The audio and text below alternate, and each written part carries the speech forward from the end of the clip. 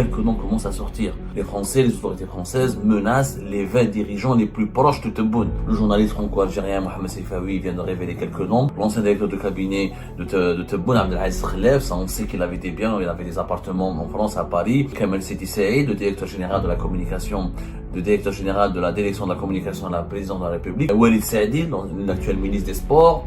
Salah Goudjil, l'ex-président du Conseil de la Nation. Son fils, Mohamed Goudjil, possède un certain nombre d'appartements, notamment à Courbevoie. Boualem, le directeur de cabinet de Tebboune. Cherif Rahmani, qui n'occupe pas de fonction, l'ex-ministre, l'ex-Wali d'Alger, mais qui est très proche de Tebboune. Les autorités françaises veulent sanctionner toutes les personnes qui exercent une influence sur Tebboune. On n'a pas tous les noms, parce qu'il y a aussi des militaires, et les Français ne veulent pas révéler leur nom. Si la France utilise cette arme de sanctionner directement les biens et l'argent, geler et bloquer l'argent et les biens des dirigeants algériens en France, les autorités françaises vont ouvrir une voie judiciaire, vont ouvrir une bataille qui sera judiciaire et politique aux lourdes conséquences. Ça sera la fin des relations avec l'Algérie.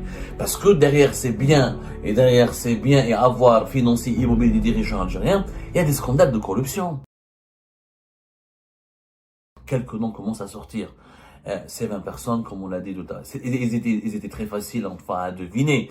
Les Français, les autorités françaises menacent les 20 dirigeants les plus proches de Tebboune. Les dirigeants qui occupent des fonctions importantes au sein du pouvoir algérien. Ils n'ont pas ciblé d'anciens dirigeants à la retraite, ou des dirigeants qui ont occupé des fonctions à l'époque de Bouteflika, ou des dirigeants qui occupent une fonction subalterne. Ce qui les intéresse, c'est de frapper les 20 dirigeants les plus influents du pays et qui ont été identifiés comme étant partie prenante dans des activités financières ou immobilières en France, c'est-à-dire où ils ont des comptes bancaires, où ils sont actionnaires de commerce ou d'entreprises françaises, où ils sont actionnaires, où ils possèdent une partie des biens immobiliers qui ont été recensés en France. Ces 20 dirigeants sont tous dans l'entourage de Tebboune. En réalité, le journaliste franco-algérien Mohamed Seifaoui vient de révéler quelques noms, alors que l'Express n'a pas voulu les révéler, pour une raison simple, c'est que les autorités françaises ne veulent pas donner cette liste. Mohamed Seifaoui a donné que quelques noms qui étaient attendus. L'ancien directeur de cabinet de Tebboune, Abdelaziz Khelef, ça on sait qu'il avait des biens, il avait des appartements en France, à Paris, qu'il les a mis au nom de sa fille depuis des années d'ailleurs. Abdelaziz Khelef a investi son argent en France depuis longtemps, même dès qu'il a quitté, il était ancien ministre, il a été banquier, a travaillé à l'international.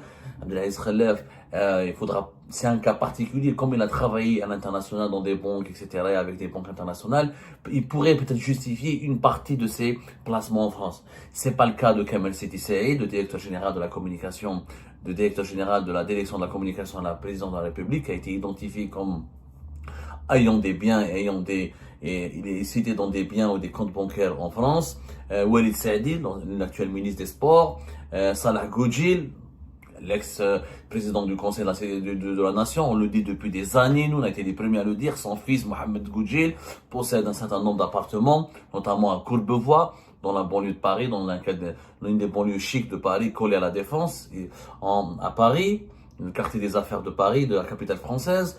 Il y a aussi des personnes qui, Boualem, le directeur de cabinet de Tebboune, qui a été identifié comme étant possédant des comptes bancaires ou des biens immobiliers ou des comptes bancaires où ils sont actionnaires, où ils ont des participations dans des entreprises françaises. Boualem, Kamel Sedi Saïd, Abdelaziz Khelef, Salah Goudjil, Walid Saadi, Cherif Rahmani, qui n'occupe pas de fonction, l'ex-ministre, l'ex-Wali d'Alger, mais qui est très proche de Tebboune. Cherif Rahmani, on lui impute même le rôle d'un conseiller de l'ombre de Tebboune. C'est pour ça qu'il a été inclus dans cette liste par les autorités françaises, parce que les autorités françaises veulent sanctionner toutes les personnes qui exercent une influence sur Tebboune, et que les autorités françaises pensent que ces personnes, ou elles ne jouent pas suffisamment leur rôle pour déconseiller à Tebboune de pratiquer une politique anti-française, ou elles alimentent les délires anti-français de Tebboune, comme le disent les sources françaises à qui nous avons posé la question. Donc, on n'a pas tous les noms, parce qu'il y a aussi des militaires, et les Français ne veulent pas révéler leur nom. Il faut savoir, encore une fois, comme je l'ai dit dans la première émission, j'étais très clair,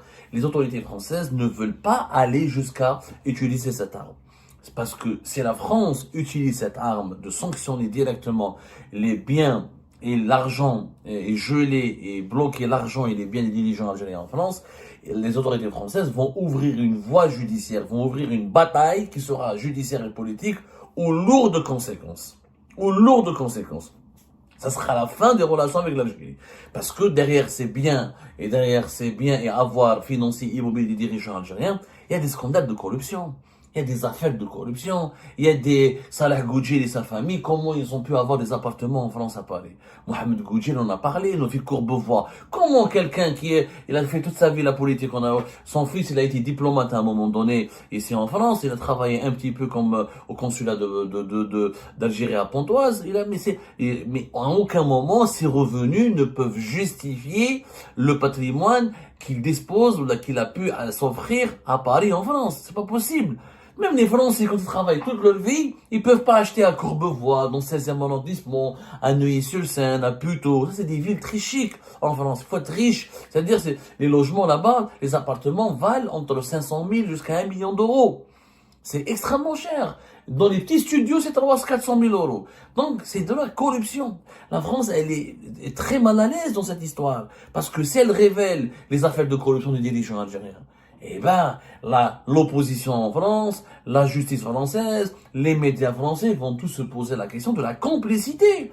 Pourquoi les autorités françaises ont laissé faire? Mohamed Goudjil, le fils de Salah Goudjil, depuis des années, il accumule un patrimoine important en France, il travaille auprès de l'ambassade d'Algérie en France, il utilise, c'est pas avec son salaire de l'ambassade d'Algérie en France qu'il a pu acheter des appartements, qu'il peut entretenir son train de vie de prince. C'est connu. Quelqu'un comme Boualem, Kamel Sidi Saïed, ils ont travaillé toute leur vie en Algérie. Comment ils arrivent à avoir des intérêts financiers en France? Comment est-ce possible? Le dinar n'est pas convertible. La réglementation d'échange en Algérie l'interdit.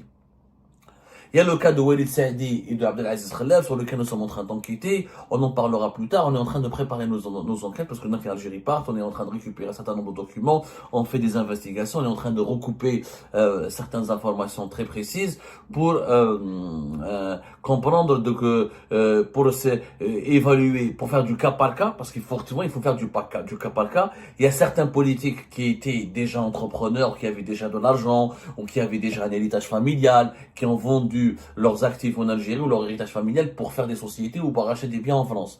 C'est un cas qu'il faut distinguer du cas de dirigeants algériens qui n'ont aucun héritage, aucune activité économique, qui étaient juste salariés de l'État. Salariés de l'État, ou des magistrats, ou des juges, ou des cadres ou des directeurs centraux de certains ministères, etc. Et qui pouvaient en aucun cas qui ne pouvaient en aucun cas investir à l'étranger. Il faut savoir qu'en Algérie, même si tu es homme d'affaires, t'as pas le droit d'avoir des biens immobiliers, des comptes bancaires à l'étranger. La réglementation algérienne l'interdit. La réglementation algérienne, elle interdit clairement de posséder tout avoir à l'étranger, que ce soit des avoirs financiers ou des avoirs immobiliers. La réglementation algérienne est très claire. Il faut une autorisation de la Banque d'Algérie pour pouvoir avoir une possibilité d'avoir des biens à l'étranger. Et cette réglementation, c'est la réglementation d'échange. Elle interdit carrément, elle fixe des conditions draconiennes pour le transfert des capitaux à l'étranger. Et c'est pas possible. Tu peux normalement, dans certains cadres, il faut une autorisation pour investir, mais en réalité, ces gens-là n'investissent pas. Acheter un appartement dans les banlieues chics du quartier chic de Paris, c'est pas un investissement économique, c'est un investissement personnel. C'est de l'enrichissement à titre personnel. Donc encore une fois, la Banque d'Algérie, les règlements de la Banque d'Algérie, les règlements de la réglementation d'échange en Algérie, tout ce qui est infraction à la réglementation d'échange est puni par la prison ferme en Algérie. Les lois l'interdisent. Et les lois l'interdisent, mais on l'a répété à 1000 fois, 1000 reprises, c'est interdit. Mais les gens ne veulent pas, les dirigeants algériens n'ont jamais respecté cette réglementation qui est appliquée sur le pauvre peuple, quand les Algériennes et les Algériens partaient à l'étranger avec plus de 1000 euros, ou avec 2000 euros, ou avec 5000 euros, ou avec 7000 euros en espèces, ils étaient saisis au niveau des aéroports, ils étaient emmerdés, etc.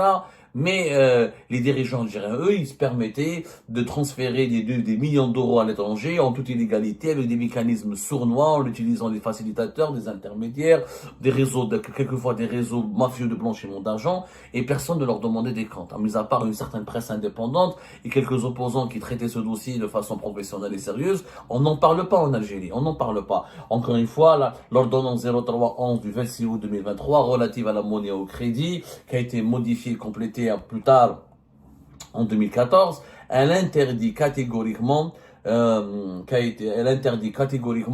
posséder des biens à l'étranger. C'est un règlement, et même le règlement 0701 du 3 février 2007 il explique très bien qu'il est interdit d'avoir des avoirs financiers immobiliers à l'étranger par un résident algérien. C'est-à-dire celui qui est payé en Algérie, qui s'enrichit en Algérie, qui travaille en Algérie, il n'a pas le droit de posséder des biens à l'étranger parce qu'il est payé en dinars. Et donc, comme il est payé en dinars, la monnaie n'est pas convertible. Pour utiliser des devises, les devises qu'il va utiliser pour s'enrichir et pour s'établir à l'étranger, ce seront les devises de l'État. Donc, c'est un détournement des devises de l'État. Les devises en Algérie sont la propriété de l'État. C'est pas la propriété des particuliers. Les devises en Algérie, c'est la Banque d'Algérie, c'est les réserves de change du pays. Toi, tu es payé, tu vis avec du dinar. L'État te donne une part de devise qui, selon des règles, ou la location touristique, ou pour des projets d'investissement à l'étranger. Les projets d'investissement à l'étranger sont sévèrement régis et encadrés par la Banque d'Algérie qui donne très rarement des autorisations à des entreprises algériennes pour aller investir à l'étranger. Mais un particulier n'investit pas.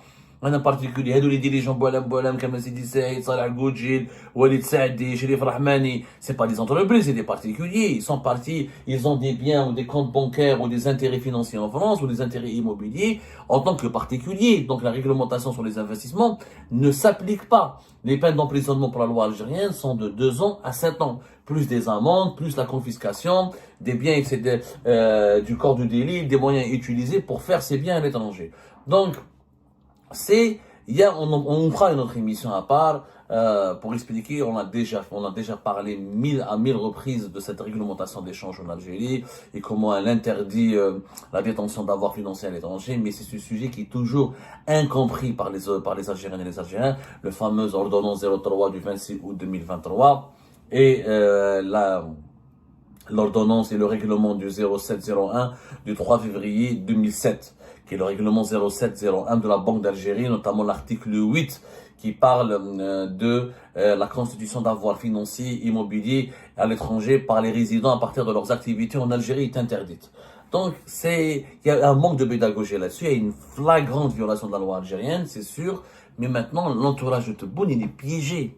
C'est l'entourage de Tebboune qui est piégé. Parce que la France, elle veut quoi? Elle veut pas en venir jusque-là. On l'a déjà dit, la France, ça ne l'arrange pas. Parce que ça va exposer sa complicité au grand jour plutôt. Ça va révéler au grand jour sa complicité dans ces affaires de corruption, d'enrichissement illicite. Et ça va mobiliser les juges français qui devront travailler pendant des années pour enquêter sur la provenance des fonds ayant permis aux dirigeants algériens de financer leurs avoirs et leurs biens et leur argent en France. Ensuite, il faudra procéder à des saisies, il faudra des procès, il faudra des jugements, il faudra des condamnations. C'est un long processus judiciaire qui sera très compliqué à mener parce que il y a 800 dirigeants algériens.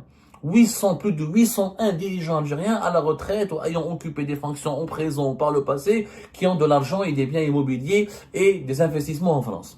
Donc, il faudra un tribunal spécial en France pour ce genre, pour le scandale des biens mal acquis et de la fortune des dirigeants algériens en France. La France, pour le moment, cible l'entourage de Tebboune. Elle va cibler en premier lieu. La France n'a pas de problème avec tous les dirigeants algériens. Faut dire la vérité.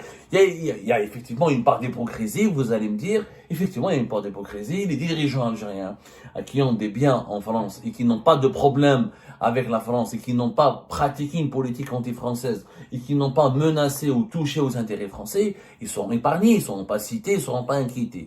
La France cible en particulier 20 dirigeants proches et bien membres de l'entourage direct de Tebboune et qui ont une proximité avec Tebboune et qui travaillent pour Tebboune, qui collaborent avec Tebboune ou qui ont une influence avec Tebboune ou ils alimentent la politique anti-française de Tebboune. Voilà de quoi il s'agit. C'est les membres de l'entourage de Tebboune, dont des militaires qui sont proches de Tebboune. Les Français ne veulent pas révéler leur nom pour le moment parce qu'ils veulent des négociations. Ils utilisent cette arme pour presser les dirigeants algériens et presser le régime algérien à accepter un compromis et à négocier un compromis favorable aux intérêts de la France. Mais c'est ça la politique. C'est de la ruse. C'est du Machiavel tout court. Les Français, ils ont des atouts sur les dirigeants algériens, ils vont les utiliser. C'est comme ça. L'Algérie, s'il y avait des dirigeants français qui avaient investi en Algérie, l'Algérie aurait fait de même. Le régime algérien, s'il y avait d'anciens ministres français, d'anciens généraux français, d'anciens conseillers à la présidence française, s'il y avait des personnalités politiques ou militaires françaises qui auraient investi en Algérie, en plein conflit diplomatique et politique avec la France, l'Algérie aurait utilisé cette carte Ah ben voilà. Ouais. Vos dirigeants ont investi chez nous, on va geler leurs avoirs, on va l'enquêter chez eux, on va enquêter sur eux, on va faire des perquisitions chez eux en Algérie, parce qu'ils ont des biens en Algérie, on va utiliser cette carte pour affaiblir la France pour le bras de fer, pour que l'Algérie gagne son bras de fer. C'est les règles du jeu, c'est de bonne guerre. Ce que font les Français, c'est de bonne guerre. Ça peut être de l'hypocrisie, oui, ça peut poser des questions sur la complicité des autorités françaises, ça peut causer des problématiques de moralité dans les rapports, hein, avec avec l'argent, avec les flux financiers qui viennent de l'Algérie. Une partie de ces flux financiers, ce sont des détournements de fonds publics qui auraient pu servir à financer le développement de l'Algérie, qui se retrouvent en France à financer des biens et de l'argent des dirigeants algériens. Il y a des problématiques de moralité, il y a des problématiques éthiques, mais pour la France, elle a des intérêts, elle utilise toutes ces cartes. C'est tout. Et l'entourage de Tebboune aujourd'hui dans des sales draps. Parce que Tebboune pratique une politique anti-française, il a oublié que dans son entourage, il y en a beaucoup qui ont des intérêts en France. Et qui ont traité avec la France, qui ont commercé avec la France, qui ont acheté en France, qui ont même des papiers français, qui ont des parents. N'oubliez pas, ça c'est rien que le dossier des biens et de l'argent des dirigeants algériens. Il y a un autre dossier, c'est les papiers, les titres de résidence des enfants, des neveux, des parents, des cousins, des beaux-frères et des belles-filles des dirigeants algériens en France. Tebboune, il a des neveux en France. Il a les enfants de sa sœur qui vivent en France. Il a les enfants de sa sœur qui vivent en France. Et les Français demain peuvent bloquer le papier. Toi, tu es contre moi. Tu m'insultes. Tu nous insultes. Tu pratiques une politique anti-française et tu veux qu'on donne des papiers à tes neveux? Mais c'est logique qu'ils vont le faire. L'Algérie aurait fait la même chose. Est-ce que l'Algérie aurait donné des papiers de résidence ou des cartes de séjour à des enfants, ou à des parents, ou à des neveux, ou à des nièces, ou à des beaux-parents, ou à des beaux-pères de dirigeants d'un État étranger qui est hostile à l'Algérie? Vous imaginez que l'Algérie, est-ce que l'Algérie aurait pu donner des papiers à des enfants, ou à des parents de dirigeants marocains? C'est pas possible, c'est inimaginable. Et ben la France aussi, elle va se dire, mais pourquoi je vais continuer à donner des papiers, à accepter le séjour sur mon territoire d'enfants ou de parents de dirigeants algériens qui m'insultent jour et nuit? D'ailleurs, dans l'article qui a été signé par Mohamed Silfaoui à Rupture, il y a une citation extrêmement, que je trouve pertinente, juste, d'un haut responsable français qui dit, voilà, vous ne pouvez pas jamais les responsables français n'avaient jusque-là accepté d'aborder l'épineux dossier des patrimoines détenus en France par des dignitaires qui, pour beaucoup d'entre eux, ont acquis ces biens de manière malhonnête. Alors, il y a juste... voilà ce qu'un dirigeant français a exprimé, a dit de façon anonyme, qu'est-ce qu'il a confié de façon anonyme à Mohamed Silfaoui. Ils ne peuvent pas poursuivre cette politique d'humiliation et d'injure qu'ils mènent contre nous, tout en continuant d'entretenir en France un patrimoine qu'on soupçonne fortement qu'il a été mal acquis. C'est un haut responsable de Bercy, c'est le ministère de l'économie et des finances ici en France, qui a fait cette déclaration à titre anonyme à Mohamed Silfaoui, le journaliste franco-algérien. Ils ne peuvent pas poursuivre cette politique d'humiliation alors qu'ils entretiennent en France des intérêts financiers qui sont basés sur des biens mal acquis. On peut pas insulter la France, l'humilier, faire un bras de fer avec elle et se faire de l'argent et cacher son argent en France. À un moment donné, la schizophrénie des dirigeants algériens est en train de causer et de creuser leur propre tombe. Je dis bien de causer et de creuser plutôt leur propre tombe.